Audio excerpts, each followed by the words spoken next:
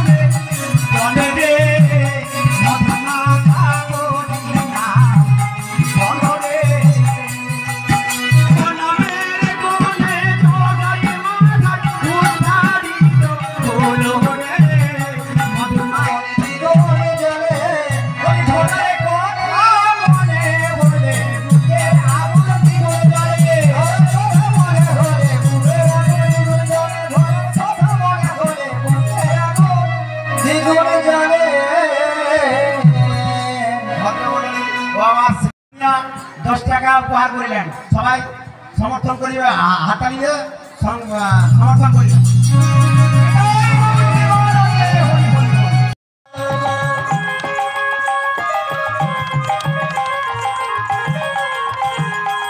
সুধামাখা রাম নাম বলো বারে বার, নাম ছাড়া আমাদের গতি নাইয়া। রাম নাম বলো রে, ওই দিবাদি শ্রীরাম নাম বলো রে। ভগবান শ্রীরামচন্দ্র সীতামাকে বনবাসে দেবার পর রাম রাজ্যে যখন অনাবৃষ্টি অকাল মৃত্যু দেখা দিয়েছিল,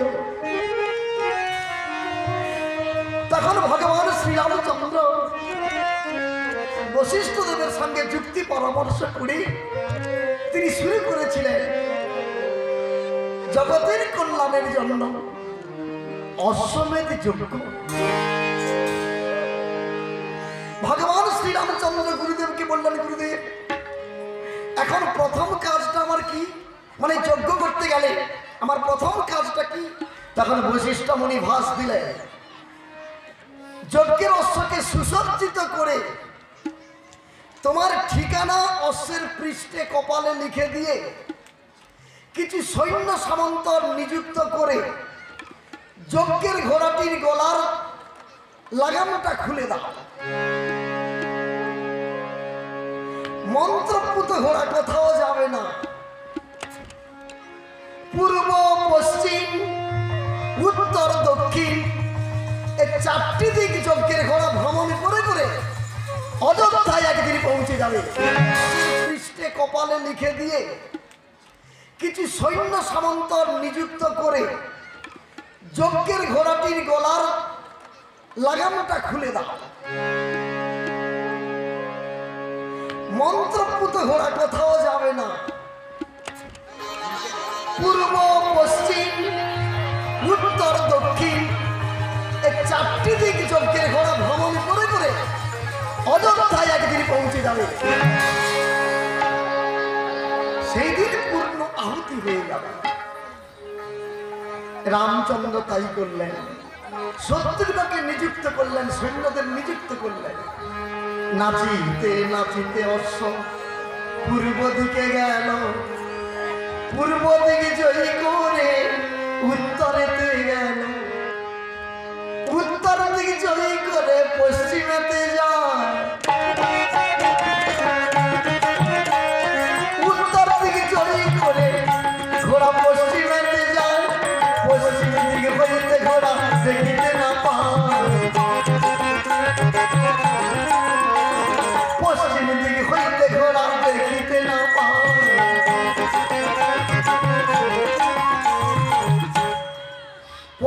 চতুর্দিকে জয়ী হওয়ার পর যজ্ঞের অশ্বটি আর খুঁজে পাওয়া গেল না।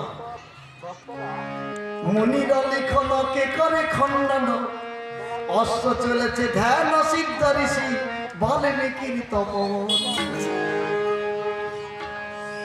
ধ্যান সিদ্ধ ঋষি মহামুনি বাল্মীকি জানতে পারলে এইবার পিতা পুত্রের যুদ্ধ হবে, আমাকে কয়েকদিনের জন্য তপবন থেকে পালিয়ে যেতে হবে। রামচন্দ্র প্রিয় শিষ্য লব কুশকে ডেকে বললেন, দাদু ভাই কুশল দাদা।